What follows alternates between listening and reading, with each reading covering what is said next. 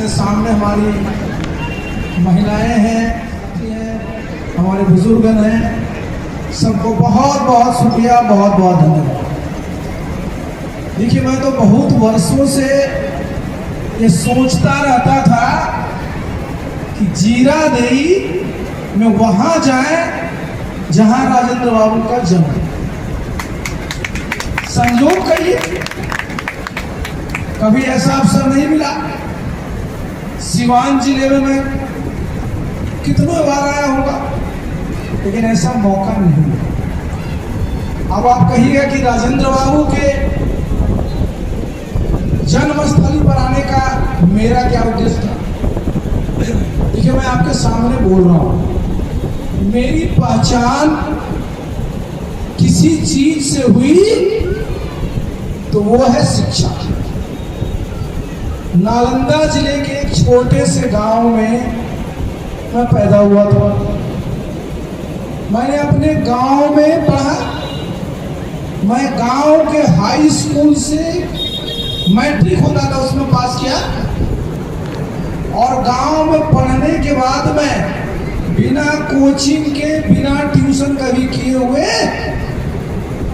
IAS officer बन गया। साधारण बात नहीं। और राजेंद्र बाबू क्यों, हम लोग जो खास करके जिनकी शिक्षा में रुचि है, उनको क्यों अपना आइकॉन माना। कह रहे थे, बहुत अच्छी बात कर रहे थे। राजेंद्र बाबू की जीवनी पढ़िए, आपके तो यहीं रहने वाले हैं भाई। उस जमाने में जरा सोचिए, एक बात को समझिए जरा। जितने लोग यहाँ बैठे हुए, यहां से पटना कितनी दूर है, कलकत्ता कितना दूर है। उस जमाने में भाई सबसे पहले तो मैं राजेंद्र बाबू के जो उसमें परिवार के लोग थे, उनको मैं बधाई देना चाहूंगा कि भाई यहां वो पैदा हुए और उनकी शिक्षा के लिए उनको जहां जहां जाना पड़ा उनको भेजे। उस समय आप जान रहे हैं कि पूरा का पूरा बिहार, कलकत्ता, बंगाल एक हुआ करता था उस जमाने। और उस जमाने में जो उन्होंने जिस प्रकार का शोहरत पाया था एक परीक्षार्थी के रूप में, कि जीवन भर हम लोग को बताया गया, जो बता रहे थे कि examinee is better than exam. मतलब क्या, जो कॉपी जांच रहा है उससे ज्यादा बुद्धिमान और तेज वो विद्यार्थी है जिसने उस किताब को, जिसने उस प्रश्न पत्र का जवाब दिया। हम लोग कई बार इस पर खोज की कि वो मिल जाए, वो संयोग से मिला नहीं। एक बड़े भारी प्रोफेसर थे हमारे जेएनयू के, हम पढ़ते थे जेएनयू में।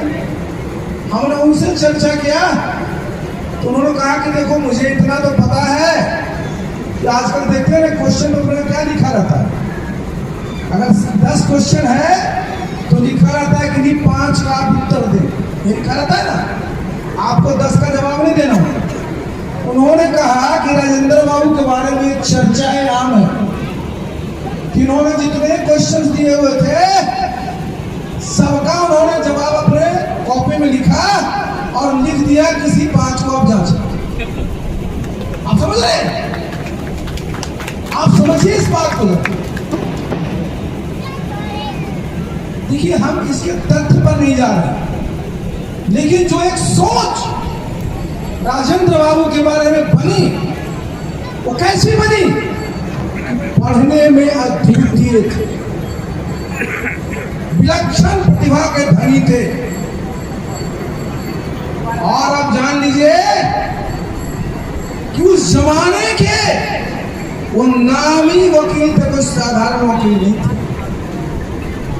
गांधी जी के केस में भी उसमें ब्रिटिशों सब लोगों के साथ लग करके राजेंद्र बाबू ने जिस प्रकार से एक वकील होने की अपनी पहचान बनाई, वो साधारण नहीं है। हम लोग आज यहां सब इकट्ठा हैं। आपकी पार्टी जनसुराज का क्या संकल्प? बताइए क्या संकल्प है? इतना दिन से हम लोग भाषण देने, बताइए संकल्प क्या है भाई? बदलाव कैसे होगा? कैसे होगा बताओ? शिक्षा। आप आइए देखिए, शिक्षा के माध्यम से ही बदलाव होना है। और शिक्षा के तो सबसे धनी व्यक्तित्व आज कागज में अगर कोई बिहार का प्रधानमंत्री बने क्या? बिहार के राष्ट्रपति बने राजेंद्र बाबू।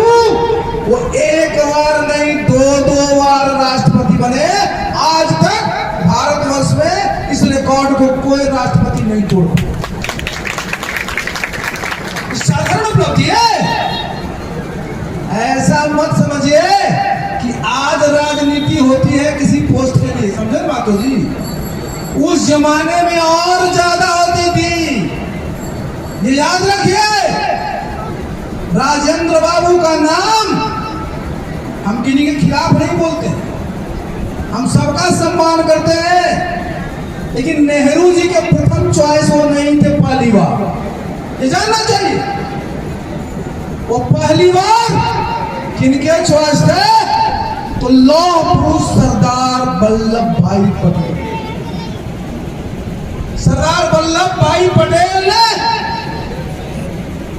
ये बिल्कुल जो कहते हैं ना, बांध लिया कि राष्ट्रपति के उम्मीदवार राजेंद्र बाबू ही होंगे। नेहरू जी का चॉइस कौन था? श्री राजगोपालाचार्य। लेकिन जरा समझिए इस बात को कि राजेंद्र बाबू की प्रतिभा देखिए। पहली बार तो सरदार पटेल ने उनका नाम दिया था, दूसरी बार जब बने तो सरदार पटेल इस दुनिया में नहीं थे। लेकिन जिस प्रकार से राष्ट्रपति के पद का राजेंद्र बाबू ने निर्वहन किया, राष्ट्रीय अंतर्राष्ट्रीय स्तर पर जिस तरह से भारत का पक्ष रखा, जो नेहरू जी पहली बार में उनको नामित करने के इच्छुक नहीं थे, उन्होंने राजेंद्र बाबू को ही दोबारा राष्ट्रपति। ये क्या दिखाता है? ये दिखाता है कि आप में काबिलियत है, आप में क्षमता है और आप बुद्धिमान हैं। तो एक बार कहीं आपको कोई नजरअंदाज कर सकता है, लेकिन आप अपनी क्षमता से, अपनी बुद्धिमता से सब जगह ये सिद्ध करिएगा कि भाई जो शिक्षित है और जो शिक्षा के माध्यम से समाज की, राष्ट्र की सेवा करता है, उसका कोई मुकाबला नहीं है। तो राजेंद्र बाबू ये जन्मस्थली है। क्या संकल्प होना चाहिए बताइए? आप लोग बताइए इस देवा क्या संकल्प होना चाहिए?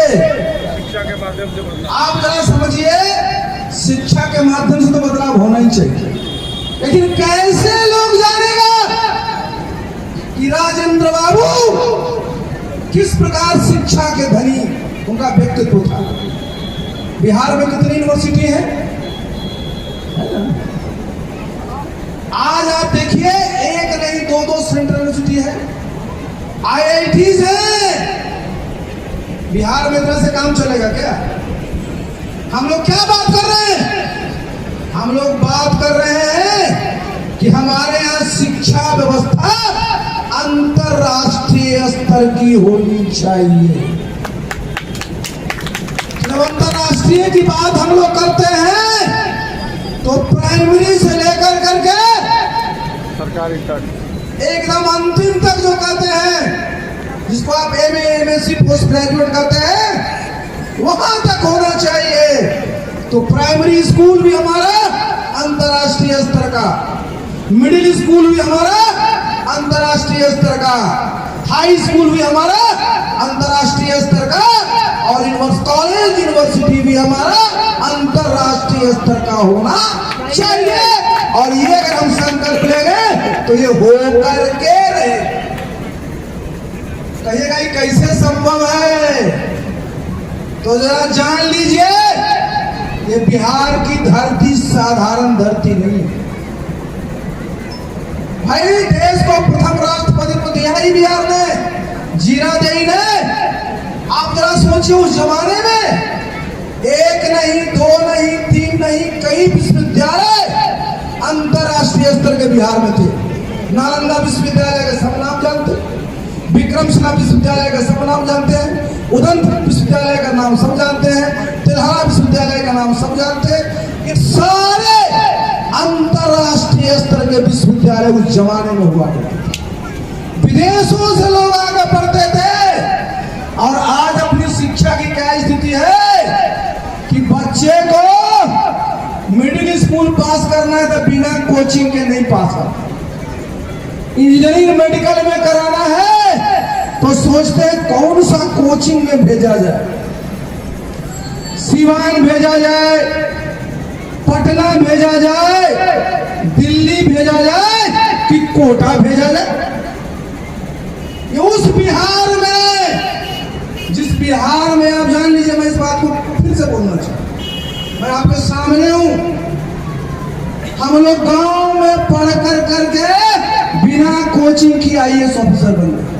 मैंने नीतीश बाबू का, मैं उनके साथ था ना, मैंने कहा आप भी, हम तो गांव में पढ़े, आप तो उससे अपग्रेड होकर के बख्तियारपुर कस्बा में पढ़े और आप भी बिना ट्यूशन पढ़े कोचिंग की इंजीनियर बने। और आज शिक्षा की क्या दुर्दशा है। तो भाई ये सिर्फ सोचने से नहीं होगा, इसकी रूपरेखा भी बनानी पड़ेगी। तो मैंने जो इसदेव बाबू कहा है याद रखिए कि जब हम लोग अंतरराष्ट्रीय स्तर का विश्वविद्यालय बनाए तो उनमें नाम किनका होना चाहिए बताइए? अरे किनका नाम होना चाहिए? उनसे बढ़िया आज बिहार में आजाद भारत में किसका है नाम? तो बिहार में अगर क्या ये होगा,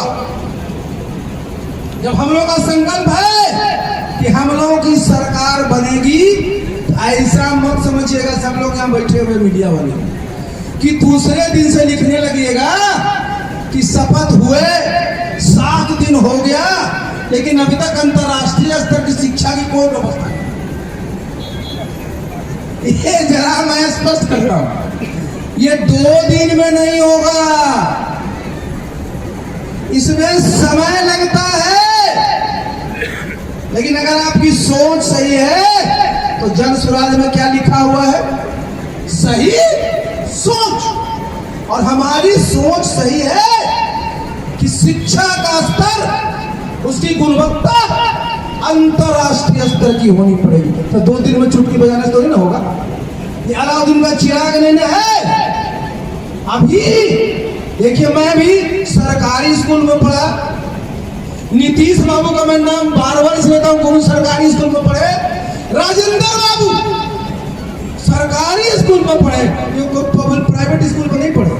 मैं बता दूं, आप जरा सोचिए, मैं तो उत्तर प्रदेश काडर में IAS अफसर था, मेरी 2 बेटियां, मैं लखनऊ में पोस्टेड था, तो स्कूल का नाम था Delhi public school, Lucknow public school. मेरे पिताजी शिक्षक रहे, उस समय टेलीफोन तो कम था, चिट्ठी लिखते थे, हमसे लिखे, तेरे बेटा ये कौन स्कूल में नाम लिखा दिया? उनको लगा ये पब्लिक प्राइवेट वाला स्कूल है, इसमें क्या पढ़ाई होगी? वहां क्या सरकारी स्कूल नहीं है? वहां डिस्ट्रिक्ट लेवल का पहले जो बिहार में स्कूल होता था वो नहीं है। हमने कहा लखनऊ का लोग बोलता है सबसे बढ़िया स्कूल है।